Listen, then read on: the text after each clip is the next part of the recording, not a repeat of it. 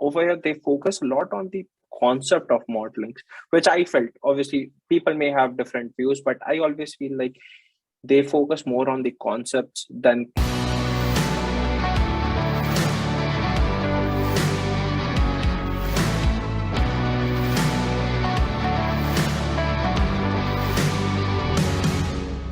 Let's do a quick intro of where are you right now? Where are you from in India?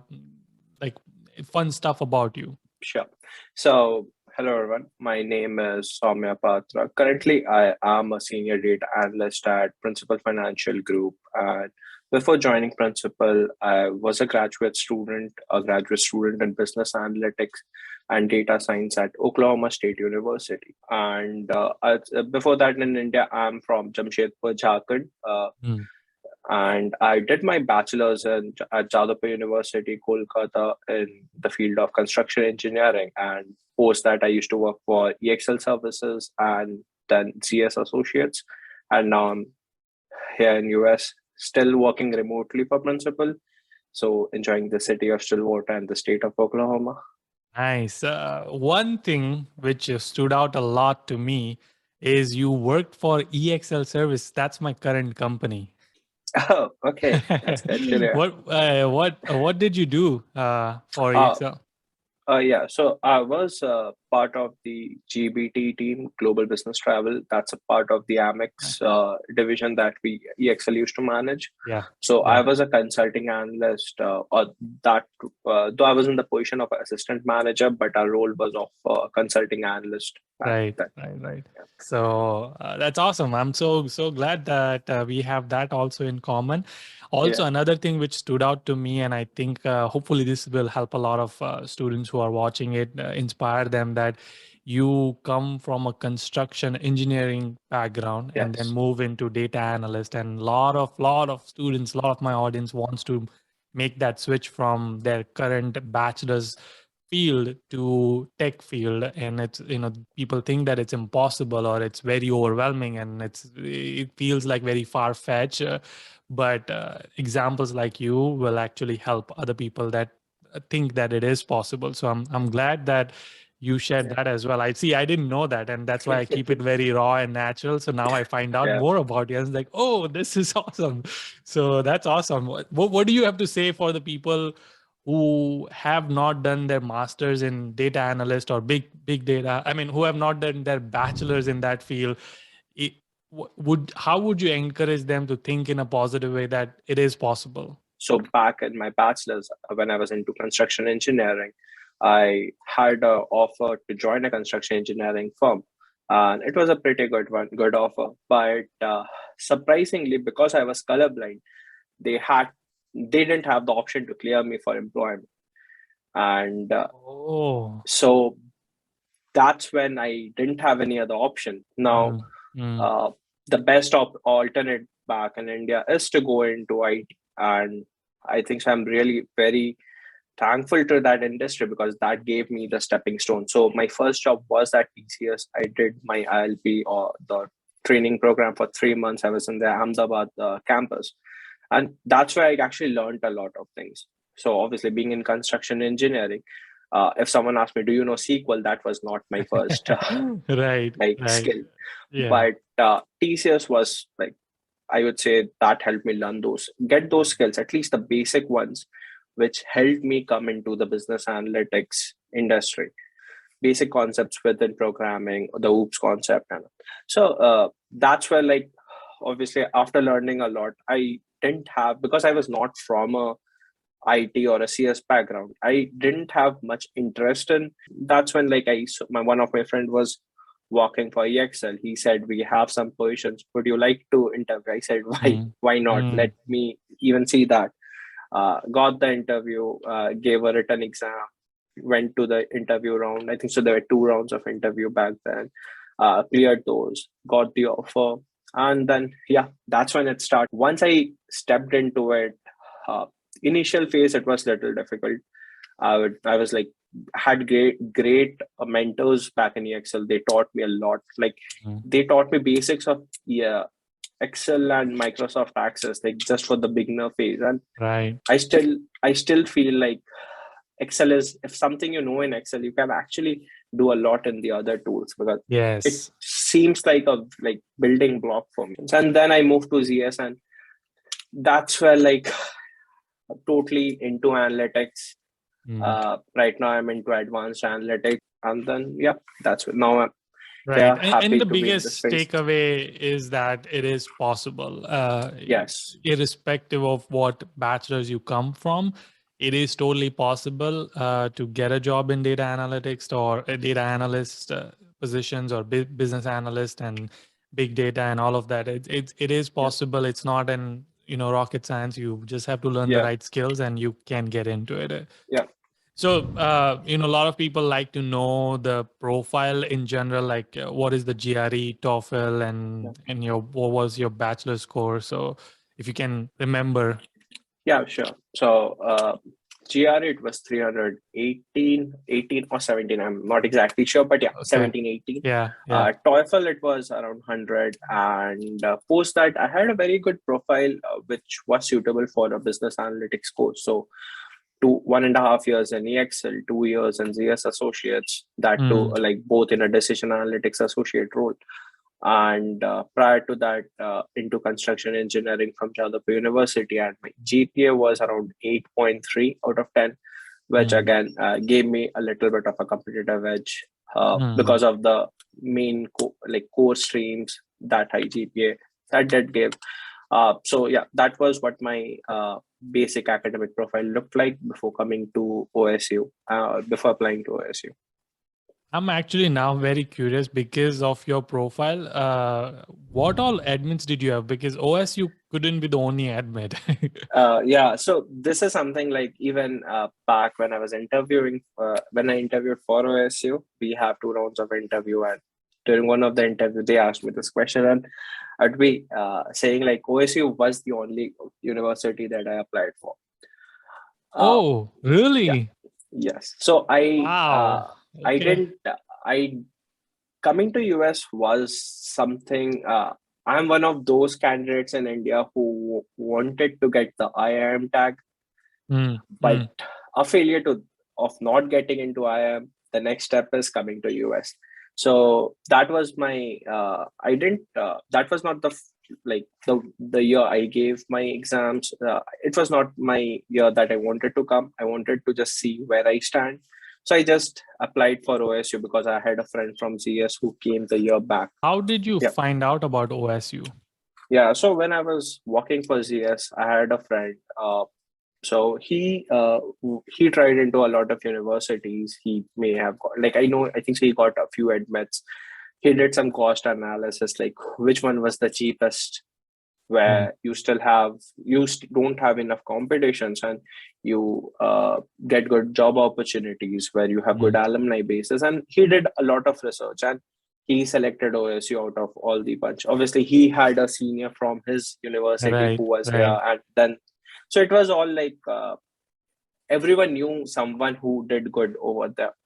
And that's how I got to know about OSU. And when I was applying, obviously I was still preparing for CAT and ZAT and all those examinations. And obviously then I applied, got the admit. So basically there were 2 rounds of interview, talking to the alum. For OSU, there was 2 rounds of interview? Oh yeah, so you will get interviewed by your faculty and then by one of the alums. Yeah, so they interview you, they share their part of the story, they ask you some questions, basic behavior, why do you select this university. So I really want to understand why OSU. When anyone asks me why did you select OSU, and I really want to actually talk about that, and let also your viewers or prospective students know about this, is the university itself does not have a very high ranking. That's perfectly true, and there is no denying of that fact. Yeah. But if you actually talk about the course or the program that I was in, that's business analytics and data science, that has a lot of good credibility in the market. Our alumni base, most of our placements or internship that happens, that happens because of a strong alumni base. So you will have your alums contacting the university or a program director saying, So there are some internship opportunities in my field. Uh, do you have some prospective students, or even do you please let them know? Let's say Right. they don't even Yeah. ask them. They just Yeah. say, let them know there is an position Yeah. and we are interviewing for it. Why don't they go ahead and apply? Mm. So that's always the alumni base is so strong that you will have people coming and letting everyone know that this is what my company is. So we used to have those sessions. So we used to call that Business Analytics Student Association BASA sessions, Yeah. where that was a student club that we had, and we used to have alums coming in talking about Mm. their companies, telling Mm. what analytics is in that company. There Mm. may not be any opportunity in those company, but they used to talk about those things. Right. So these were something that obviously I got to know when I was back in India, that they have these sessions. And if you see other universities, they may have, but every Monday having that session, I don't think so any other university would have it that Yeah. regularly. The other thing that I really liked is the competition wins that they have. So Mm. I've seen, like when I was back, I noticed people participating in competitions, business Oh. analytics Oh. competitions, Yeah. and Yeah. that gives you a that the students are competing across everyone across the country, and they're actually winning. So Mm. when I came, there was a competition by University of Iowa, and they actually came in first. Mm. So I felt like, okay, the curriculum must have something that people are winning. Mm. It should be something good, because if you are competing with students across all Yeah, around and this Ivy League country, students. Yeah. Yeah. yeah, and they are coming in first, then obviously the course will have something good, right? So those were some of the key things. And obviously Stillwater, that was something really like when you hear Stillwater, even if you go to Google and search Stillwater, don't give a state or something, you will have two or three options. You will have one from Minnesota also. So you need to Okay. put the state into it. Like, it's such a small city, no one knows about it. It's not even Google's first priority. But once you come to Stillwater, you will actually love the city. Okay. So Okay. it's first thing that I did. When you're coming from India, your parents must be worrying, like, is the city safe? Mm. Because you hear a lot of bad Yeah. Yeah. things, Yeah. Yeah. and they must be worrying. Yeah. And trust me, this is such a nice city. Like, Yeah.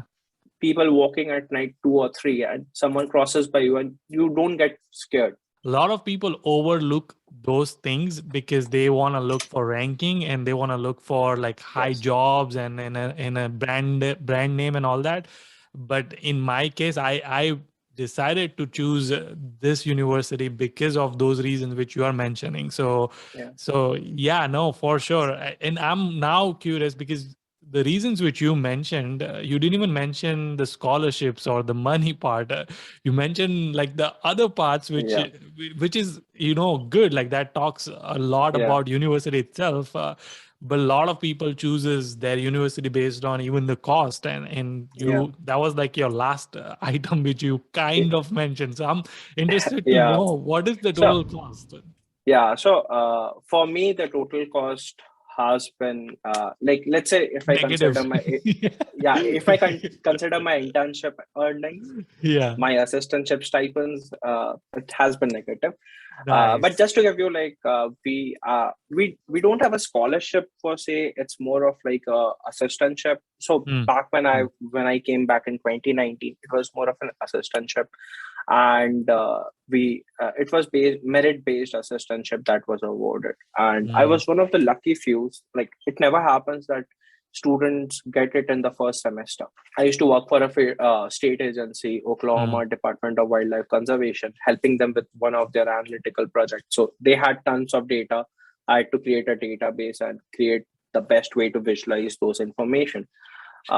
So I did help them That's set up even that better pipeline. because now you're Yes, working something for the future career which you are going to yes, do, right? It's yes, not something that's like true. you're working on a cafeteria or Yeah, other job. I'm not that those jobs are bad, but I yeah, think this job's more aligned with your future career goals. yes. Yeah. But yeah, so we used to get like a stipend around $1,100, and I think so the tuition part of the fees used to get waived off. Mm, So let's say for 10 credits, we used to pay around $3,000, something around that. Yeah, and so I had assistantship for 3 semesters out of the 4. So those 3 semesters, I just paid like $3,000, and I used to get back $1,100. And during the summer, I had an internship with Principal Finance. So okay, let's Yeah, sorry. slow it down and track it back a little bit. Okay, Sure. so what's the fee? Let's say people don't have internship or assistantship. What's the fees? Like, what's the fee structure? Okay, so exactly, I don't remember the breakup Yeah, that because you well, never but paid it. Yeah. yeah. So I'll say like we need to take around 37 credits across Okay. 4 semesters, and Right. in the first semester, based on the compulsory courses, prerequisites, and all, it turns around 10 credits you need to take. So that's around $13,000, which includes your $13,000 to $14,000, which includes your student insurance, medical insurance, which is like around $800 to $900. So that was part of it. So it's like $14,000 for 10 credits, so around 1,400 per credit. Wow, that is expensive. Yeah, that's for an international And student. that too for state university, that seems very expensive to me. Yeah, I never compared it with other universities, so I'm not because I mean, think about it. It's a $14,000 for one for one semester. If you think about four semesters, that's gonna be roughly, if you do the math, 56,000. No, it won't be 56. So what happens is like across three semesters, it's like you take 10 credits and all, 10 or 11 credits, and the last semester is just 3 credits that's always left. Okay. So it doesn't always account to, it's not like 14,000 per semester. If no one has an assistantship and they pay the entire fees themselves, I think so it's around 44 or 45.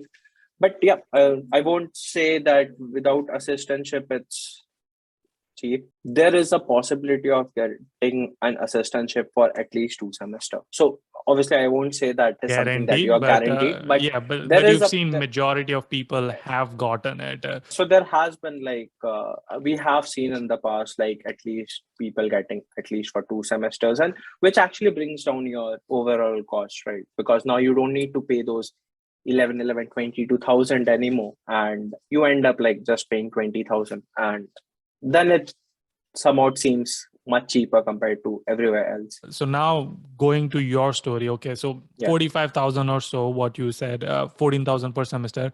You, because of the assistantship, you only had to pay $3,000 or so, and out of 3,000, you were also getting 1,100 per month. Yes.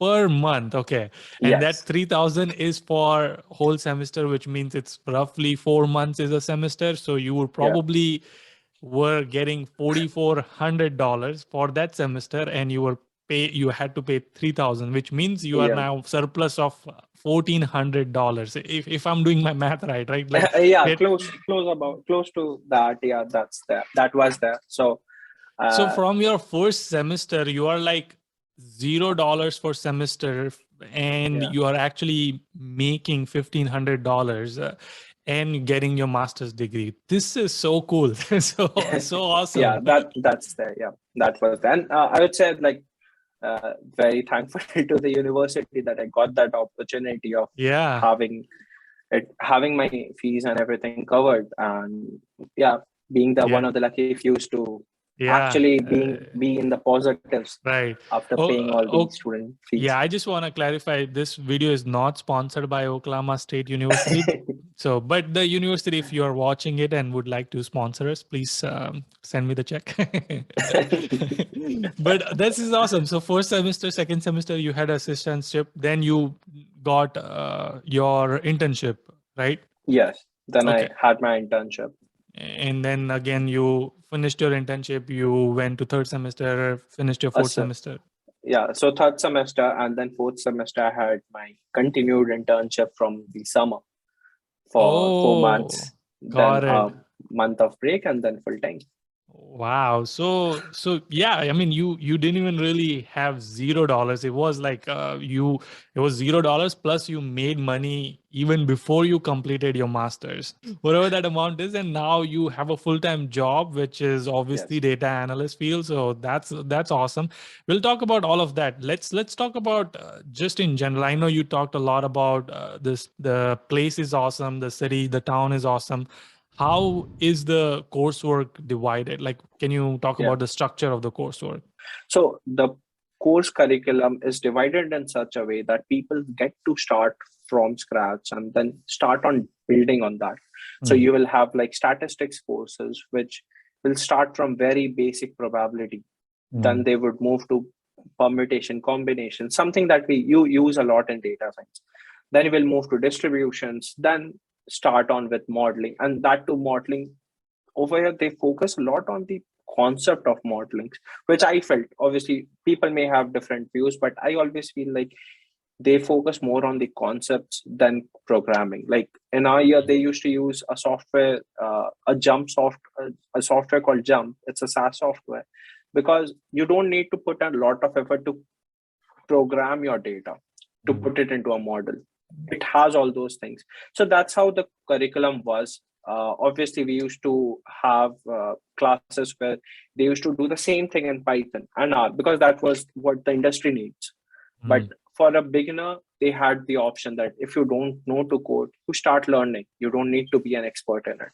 So that was one of the best. And then we had a capstone project. That was the best thing I Everything felt you're in the saying first. is sounds like it's the best thing. So so this is awesome. I love it. I love it. Yeah, I so I yeah. I would say, like, for a person who isn't into data science but wants to get into data science, this is the place to be, because I felt through my experience. I worked a lot into data mining, and I was very much into data and all those stuff, but not into modeling and doing predictive analytics and all. So for me, it was a very nice curve, like how the learning curve went. Mm, mm, The first 6 months, I was like, they made us understand the very basics of it. And then they took those basics, started building on top of that. mm. So that was like very nice thing. I'm sorry to track back a little bit because I'm trying to put myself as a student who's planning Yes, yeah, to yeah. choose this as my dream university. I'm gonna come here, right? So let's talk about you. You said there's 36 or 37 credits you need. Out of that, how many are mandatory and how many are electives? So I think so. It was 23 that's mandatory, and Okay, remaining, or like um, 12 must like 3 or 4 yeah, I courses are think so. It was elective. 20, yeah, 22 or 20. I don't exactly remember, but yeah. So every semester, I think so, three, 6 or 7 courses that were mandatory. Rest everything was elective. Okay. And even within the mandatory, there were courses that were just 1 credit. So it didn't take much of your 37 credits or much of your hours. Okay. And the electives, are those electives you get to choose from any department, or does it have to be under the business analytics department, or what's the kind of rule Yeah. for choosing the So electives? yeah, so they have list of electives that is pre-approved. And let's say tomorrow you come up, you get to know from a friend who is in the mathematics department, and he says that there is a very nice stats course which is into time series, and you want to take that. Now let's say the program was not aware of that course being taught. You just go and tell your advisor that this is the course that is being taught and I want to take that. And that's like they approve it. Obviously Mm, they would just make sure that the syllabus is related to your curriculum. It's not very way off track. okay. Let's talk about professors. How are professors in OSU? Okay, so our program director, so Dr. Gautam Chakraborty, he has Oh, he's been in Indian. this. Yeah, Yeah, that's something I really like. And yeah. so he has been a professor in the marketing department since I think so 1990, Mm, and he's the director of the program, and he majorly teaches us the analytics part of the entire curriculum. So he will have like one subject every semester, where in the first semester he starts with descriptive, second he talks about predictive, third something more advanced on it, and fourth something based on the applications. Post that, we have a very good statistics professor. He will be teaching. He won't focus so much on the traditional statistics, but application of statistics in the field of data science, which is really helpful because statistic itself is a very big topic. So he will focus on what are the things that you need for your field. Then we have a good professor for R and Python who teaches you.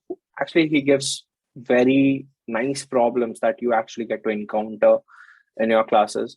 Overall, those were helpful when you go for interviews. Like if you have, you can say that those were part of some small project I did. But When in people ask, general, the professors, are they like helpful and they are willing to help you, oh, or are they yeah, like do they leave you on your own and they are like they come, they teach, and then you're on your own? Like what's yeah. the So relationship with professors? yeah. So obviously, every professor has how they help you is different. With a program director, he will obviously have select. He will not teach you in class. He prefers giving you videos. You go and watch the videos. You come Mhm. to class. He will have dedicated time in the class where he will tell, if you have a question, tell me, and I will explain you again.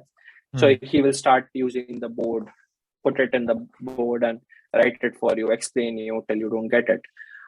But yeah, he will give you videos so that he doesn't have to spend a lot of time in class teaching you. With a stats professor, he will make sure that he gives you the videos so that you could refer in the future. But he will also do the same thing in the class. Mm. And with R and Python, it's the courses that that professor takes. He's very much hands-on and practical oriented person. So he won't teach you. He will give you all the resources that you need for programming, and then he will give you questions, and he will tell you solve those questions in class. If you can't, Mm. then he's there to help you. So he will be sitting in the class completely available for you to go and ask him any questions. But yeah, so his teaching style is he will give you all the materials for programming, and then he will give you questions, and you need to find out how to solve that based on those materials. These are the three types of professors that we have around everywhere. But in general, uh, you're happy with the professors. yeah. I forgot to ask you this when we were talking about assistantship, and because I was just so excited that you did your master's in $0 and made more money and all that. But how did you get that assistantship? Like, what was your strategy? I know you said that a lot of your seniors had a extended internship and that opened up the door for you. But what was your approach to actually even get to that internship? Was there an interview process? uh, And uh, how does that generally work? Like, how do people find out about these things?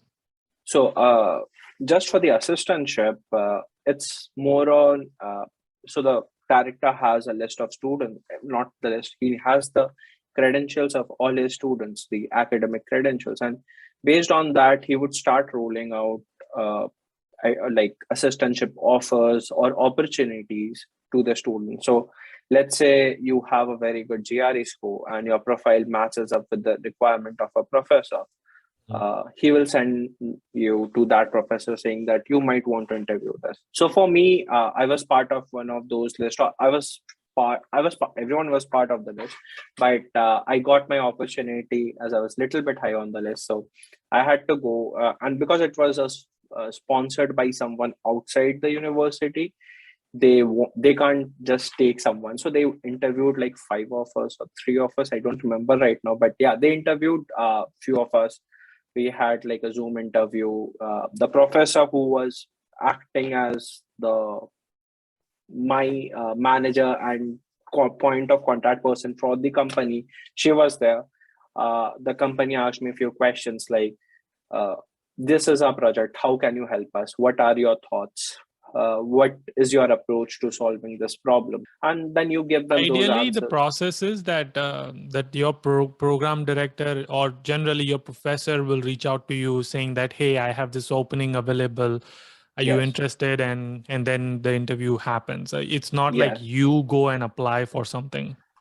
Yeah, so you have that option, but when it comes within the business building, it's preferred that the program director does it for you because Okay. it's better. Like it's more like he gives you that referral to that person.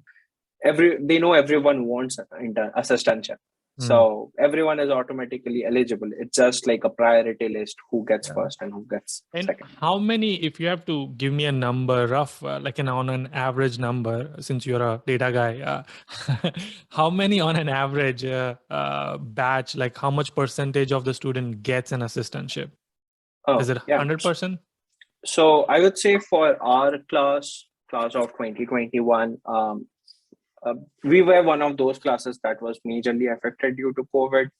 The year after us, no international students came to US, or very limited international students came to US. So obviously the opportunity was much higher for us. So 100% of the class either had an internship or an assistantship for second, third, and fourth semester. I think so 30% of the class had it in the first semester. Okay. But second, third, fourth, for sure, everybody had it. And Everyone would you had say, even though you did not have for the first semester, not you, but even though the students who didn't have for the first semester were still able to do their masters for free if they had second, third, fourth? Yeah, like I wouldn't say free, but let's say that person, in my class, due to COVID, obviously few people lost the offers or their offers were retracted.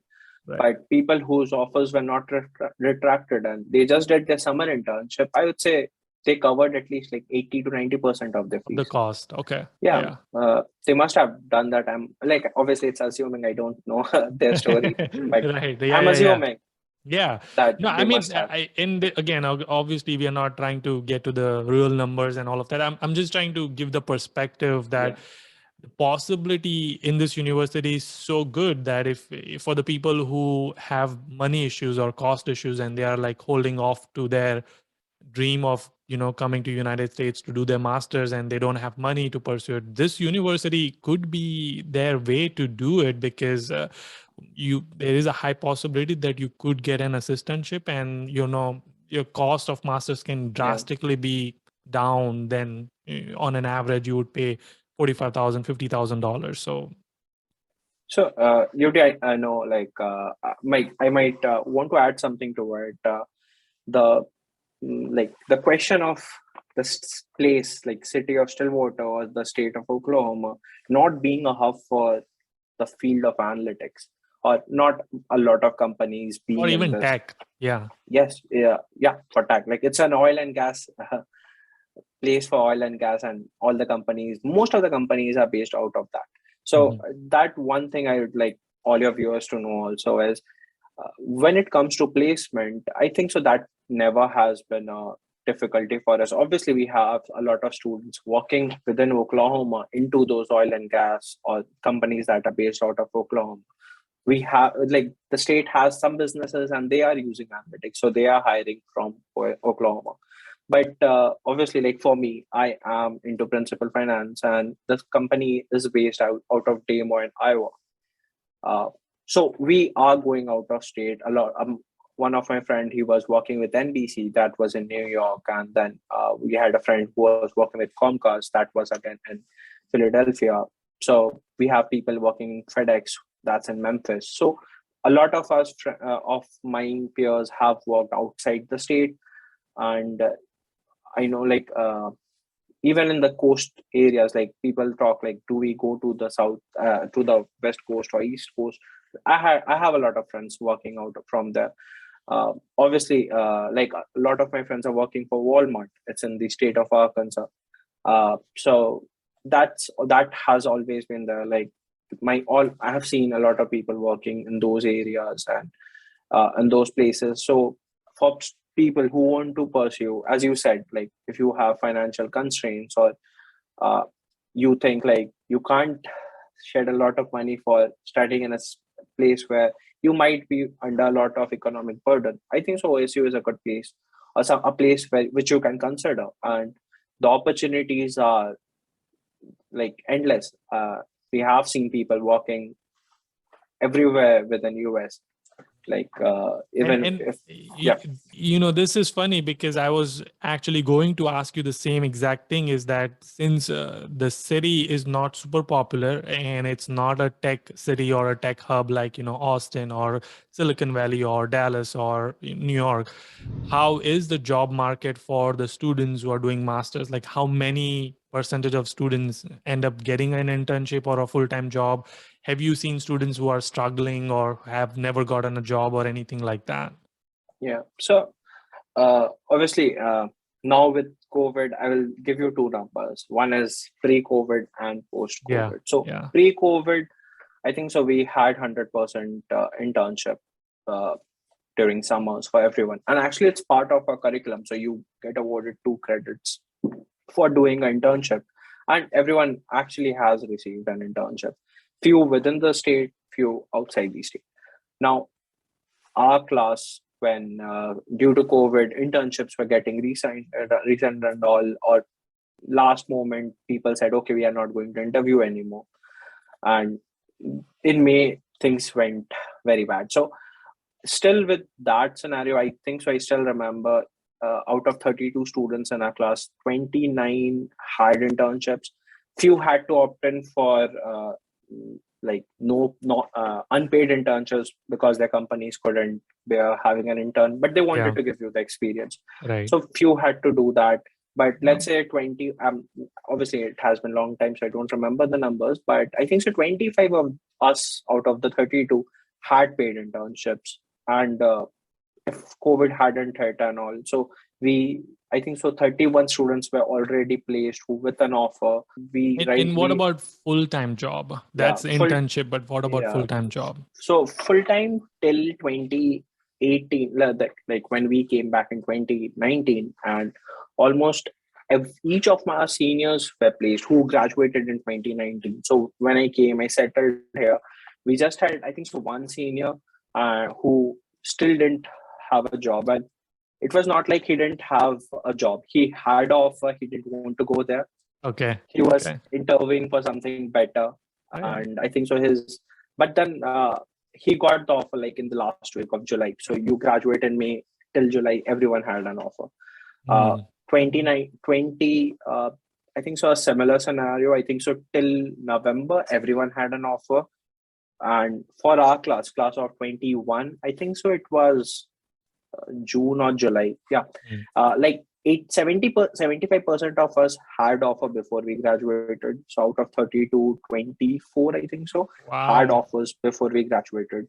And the rest 8, like some of them had internship for 2 months and then their offer got full-time. Or some people, like some companies wanted 2 months intern or 3 months intern then full-time. But yeah, till June and I think so everyone had an offer. Or July, and I don't remember the exact timeline, but yeah, within 3 months, I think so we had 100% placements. This is so awesome. I mean, I'm so glad we did this, and this is the reason I do this type of podcast and storytelling. It's so amazing because a lot of people don't have this information, and myself, considering I make content on universities and job market and all of that, I didn't know the Oklahoma State University has such potential and has students who have majority of them can get internships and get credit for internship, also get full-time job, and there's a lot of assistantship and the low cost. And so I'm surprised that not a lot of people are talking about it, and I hope that through this video a lot of people get to know, and hopefully this will help them with their career and their journey. Thank you so much for doing this. Really, really means a lot, and sharing your time and your journey with us. Thank you, Yudi. Thank you for having me here. Until our next one. Keep smiling and keep hustling. Nice.